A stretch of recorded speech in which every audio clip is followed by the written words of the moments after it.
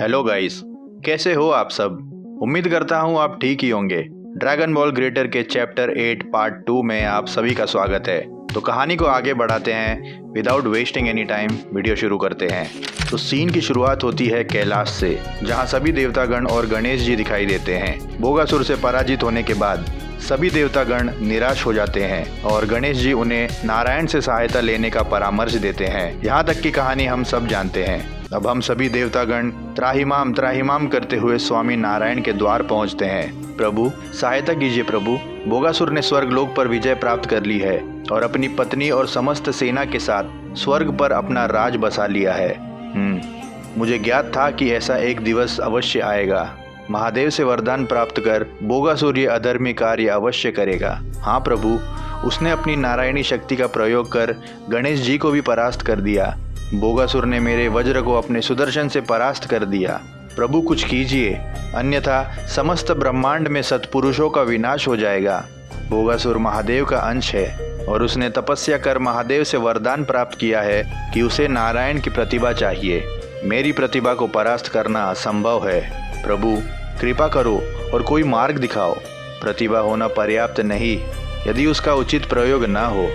देवराज इंद्र, मेरे पास एक युक्ति है। तुम बोगासुर को युद्ध का आह्वान दो। नारायण का आदेश मानकर मैंने बोगासुर को युद्ध का आह्वान दिया। बोगासुर, मैं तुम्हें युद्ध के लिए आह्वान दे रहा हूँ। बाहर आ जाओ और मुझसे युद्ध करो, और यदि तुम्हें मेरा आह्वान अस्वीकार है तो अपनी पराजय स्वीकार कर लो। बोगासुर अपने सिंहासन पर बैठा होता है और एक गहरी सांस लेता है और सिंहासन से उठकर खड़ा हो जाता है और इंद्रदेव से कहता है, इंद्र, तुम देवतागण इतने मूर्ख किस प्रकार हो सकते हो? क्या तुम्हें अपने प्राणों से प्रेम नहीं है? ये तुम्हारा आखिरी अवसर है, अन्यथा इसी क्षण में तुम्हारा वध कर दूंगा। क्या पराजय स्वीकार? और ये कहते कहते इंद्र रुक जाता है और डर के मारे कांपने लगता है। और यहाँ हमें पता चलता है कि इंद्र के गले से बस कुछ सेंटीमीटर की दूरी पर बोगासुर ने सुदर्शन चक्र को ट्रिगर करके रोक लिया है। न्याय अनिवार्य है। इंद्र, मेरे धैर्य की परीक्षा मत लो। तुम में से कोई भी देवतागण मुझसे युद्ध में विजय नहीं हो सकता। मुझे कोई परास्त नहीं कर सकता। चले जाओ यहाँ से।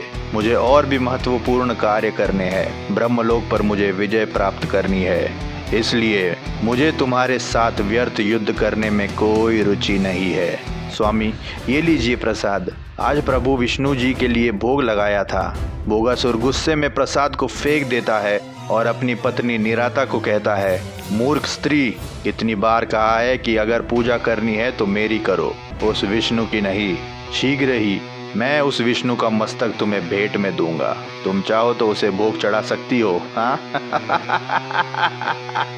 निराता डर के मारे कांपने लगती है।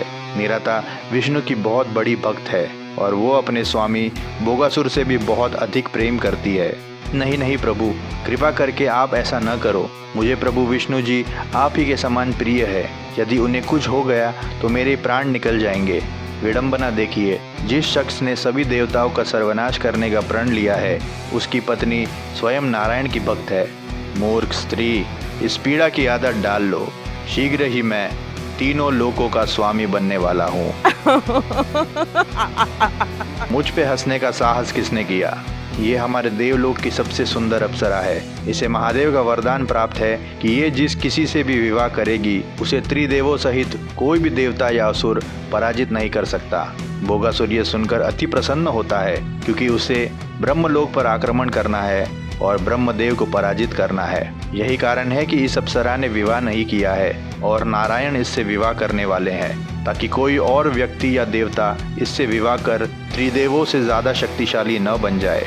बोगासुर इंद्र की बातें सुनता है और उसे संदेह होने लगता है कि कहीं ये कोई मायावी कन्या तो नहीं। बोगासुर अपनी नारायणी शक्ति का प्रयोग करता है ये पता लगाने कि ये सत्य है या नहीं। बोगासुर पूरी तरह से संतुष्ट होने के बाद उस सुंदर अप्सरा पर मोहित हो जाता है। तुम्हारा नाम क्या है सुंदरी? बिफोर मूविंग फॉरवर्ड थोड़ा सेल्फ प्रमोशन हो जाए। वीडियो अगर यहाँ तक देखा है और पसंद आ रहा है तो लाइक कर दीजिए। हमने इस वीडियो पर 500 लाइक्स का टारगेट सेट किया है क्योंकि आगे के पार्ट्स बहुत इंटरेस्टिंग होने वाले हैं। कई सारे राज खुलेंगे। बोगा और बोगासुर का क्या रिश्ता है? क्या कल्कि और बोगा आमने सामने होंगे? क्या लॉर्ड विष्णु और बोगासुर आमने सामने होंगे? ये सब जानने के लिए चैनल को सब्सक्राइब कर लो। याद रखना 500 likes. Now coming back to the story. Nandini, तुम्हारा नाम अति सुंदर है, क्या तुम मुझसे विवाह करोगी? निराता ये सब देख रही होती है, परंतु बोगासुर के क्रोध की अग्नि से बचने के लिए वो मौन रहती है। निराता अपने भाग्य पर रो रही है। नंदिनी, मैं तुम्हें ब्रह्मांड की समस्त खुशियाँ दूंगा। मैं विष्णु से भी अधिक शक्तिशाली हूँ। मुझसे विवाह करके तुम तीनों लोकों पर राज करोगी। अच्छा। हाँ प्रिय, तुम्हारी जो भी इच्छा होगी वो मैं, बोगासुर, महादेव का अंश पूर्ण करेगा। त्रिलोक में ऐसी कोई इच्छा नहीं है जो मैं पूर्ण नहीं कर सकता। ठीक है स्वामी, मैं आपसे विवाह करूंगी, परंतु मैं अधिक समय तक आपकी पत्नी नहीं रह सकती। अर्थात मैंने एक सर्प के अकिस्मत प्राण ले लिए थे और उसकी पत्नी ने मुझे दंश मार लिया और उस दंश से मेरी मृत्यु शीघ्र ही हो जाएगी। वो सर्प मायावी थी। मैंने अपनी भूल के लिए उससे क्षमा मांगी। सर्प ने मुझे क्षमा कर दिया और अपने विष से बचने के लिए मुझे एक सुझाव दिया। कैसा सुझाव? कहो, मैं तुम्हें बचाने के लिए कुछ भी कर सकता हूँ। 2 डंकों वाले नर वृश्चिक के काटने से उस मायावी सर्प के विष को विफल किया जा सकता है। समस्त ब्रह्मांड में 2 दंशों वाला वृश्चिक कहीं नहीं है, इसलिए मेरी मृत्यु निश्चित है। न्याय अनिवार्य है। तुम्हारे इस समस्या का समाधान मैं करूंगा। कैसे? यहाँ कोई इतना शक्तिशाली नहीं विष्णु के अतिरिक्त जो ऐसा कर सके। स्वामी नारायण ने इसका निवारण मुझे दिया था कि वो स्वयं वृश्चिक बनकर मुझे डंक मारेंगे और मेरे प्राण बचा लेंगे। ऐसा कोई कार्य नहीं जो विष्णु कर सकता है और मैं नहीं। मैं वृश्चिक का रूप धारण कर तुम्हें उस मायावी सर्प के विष से बचाऊंगा। सच स्वामी? फिर तो मैं आपसे विवाह अवश्य करूंगी और तीनों लोकों पर राज करूंगी आपके साथ। अति उत्तम। अब बोगासुर 2 दंशों वाले वृश्चिक का रूप धारण करता है और नंदिनी को दंश मारने जाता है। जैसे ही बोगासुर दंश मारने लगता है, नंदिनी अपने वास्तविक रूप में आ जाती है, जो कि और कोई नहीं स्वयं नारायण है। और बिना देरी किए इंद्रदेव एक शिवलिंग उस वृश्चिक पर रख देते हैं। ये शिवलिंग नारायण ने मुझे यहाँ आने से पहले दिया था। महादेव अब अपनी आंखें खोल लेते हैं और अपने निर्विकल्प समाधि से बाहर आ जाते हैं और उसी क्षण नारायण के समक्ष आ जाते हैं। नारायण ने फिर एक बार ये सिद्ध कर दिया कि ऐसा कोई वरदान नहीं जिसे वो मिथ्या न कर सके। महादेव से वरदान प्राप्त कर बोगासुर ने स्वर्गलोक पर आक्रमण किया और ब्रह्मलोक पर आक्रमण करने की योजना कर रहा था, परंतु नारायण ने युक्ति से बोगासुर के वरदान को मिथ्या कर दिया और उसके प्राण लेने के लिए सज्ज हो गए। ठहरो नारायण, इसके प्राण मत लो। प्रणाम महादेव। बोगासुर ने देवताओं पर आतंक बरसा दिया था, इसलिए प्रभु विष्णु ने इसे छल से परास्त करने की योजना बनाई। शिवा, मैंने कहा था एक समय ऐसा आएगा कि मुझे स्वयं इसका विनाश करना होगा।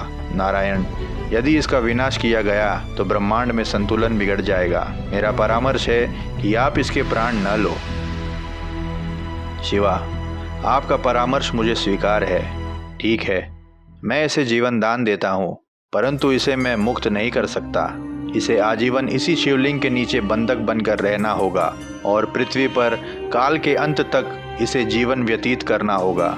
इस प्रकार ब्रह्मांड का संतुलन बना रहेगा और इसके आतंक से देवताओं को भी कोई हानि नहीं होगी। मैं जानता हूँ कि ये आपका अंश है और ये आपको अति प्रिय है। इसने आपकी तपस्या कर आपको अति प्रसन्न भी किया है, परंतु इसने तपस्या अपने स्वार्थ हेतु की है। यदि इसने तपस्या इसलिए की होती ताकि इसकी भक्ति आप तक पहुंच जाती तो आज स्थिति कुछ और होती। इसकी मुक्ति का मार्ग भी सरल नहीं होगा। इसने भक्ति कर आपसे वरदान प्राप्त किया था, परंतु कोई नास्तिक व्यक्ति ही इसे स्वतंत्र करेगा। तब तक काल चक्र में ये इसी शिवलिंग के नीचे बंधक रहेगा। स्वामी नारायण का ऐसा प्रकोप देखकर तीनों लोकों में हाहाकार मच गया। महादेव ने मुस्कुराते हुए स्वामी नारायण की बात मान ली और नारायण को शांत किया। निराता ने अब अपना मौन तोड़ा और रोने लगी। निराता अपने स्वामी बोगासुर को ऐसी अवस्था में देखकर क्रोधित हो गई। ये आपने कैसा अन्याय किया प्रभु? मेरे स्वामी की ऐसी दुर्दशा क्यों की प्रभु? आपने मुझे ऐसी पीड़ा दी है कि आजीवन मैं आपको क्षमा नहीं कर सकती प्रभु। निराता, अहंकार व्यक्ति से ऐसे कार्य कराता है जिसके परिणाम उसके प्रियजन भोगते हैं। बोगासुर ने देवताओं के साथ अधर्म किया अपने निहित स्वार्थ हेतु। जिसका दंड मिलना अनिवार्य था, परंतु कर्मों के आधार पर व्यक्ति दंड का पात्र बनता है। मैंने सदा ही आपकी भक्ति की है प्रभु, मेरा क्या दोष है? कर्म फल की इच्छा मात्र ही कर्म चक्र को दूषित करता है। बोगासुर ने ब्रह्मांड में अधर्मी कार्य किया। महादेव ने उसे ब्रह्मांड में संतुलन बनाए रखने का कार्य सौंपा था, परंतु उसने देवताओं पर राज करने का फल चाहा। निराता, तुम मेरी प्रिय भक्त हो, परंतु तुमने अपनी भक्ति में बोगासुर की यश की प्राप्ति का फल चाहा, इसलिए तुम्हें इस पीड़ा का अनुभव हो रहा है। प्रभु, एक पत्नी अपने पति से प्रेम करे, क्या ये उसका अपराध है? मैंने अपने पति से केवल प्रेम किया है और आज वही आपने मुझसे छीन लिया वासुदेव, इसलिए मैं आपको श्राप देती हूँ। जिस प्रकार मैंने अपने पति को खो दिया, आप प्रत्येक युग में अपने प्रेमिका को खो दोगे और उस घड़ी का ज्ञान आपको कभी नहीं होगा। आप समय में ये देख नहीं पाओगे। ये मेरा श्राप है वासुदेव। विष्णु जी मुस्कुराते हुए निराता से कहते हैं, जो आज्ञा निराता, मुझे आपका श्राप स्वीकार है। निराता अब रोने लगती है। मुझे क्षमा कीजिए वासुदेव, मैंने न जाने ये क्या कह दिया। मैं अपना श्राप वापस लेती हूँ। नहीं नहीं देवी, विधि के विधान को बदला नहीं जा सकता। तुम्हारा श्राप किसी महत्वपूर्ण कार्य का साधन बनेगा। तुम अपने आप को अपराधी न समझो निराता।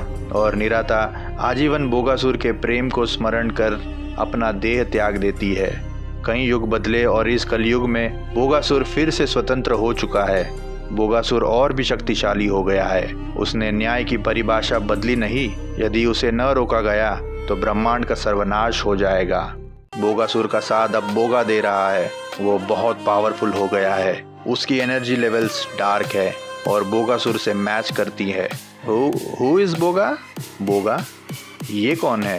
ही इज द न्यू गॉड। और इसी के साथ चैप्टर 8 पार्ट 3 यही ख़त्म होता है। उम्मीद करता हूँ आप लोगों को ये वीडियो पसंद आया होगा, तो प्लीज़ लाइक करो और शेयर करो इंडियन एनिमे कम्युनिटी के साथ। आपको इस वीडियो का कौन सा पार्ट ज़्यादा पसंद आया, ये हमें कमेंट सेक्शन में ज़रूर बताना। हम लोग कम्युनिटी सेक्शन में रेगुलरली अपडेट्स डालते हैं, so do check out that as well. हमारे सोशल मीडिया हैंडल्स के लिंक आपको डिस्क्रिप्शन में मिल जाएंगे, so do check out that as well. हम मिलते हैं आपसे अगले वीडियो में, तब तक के लिए पीस।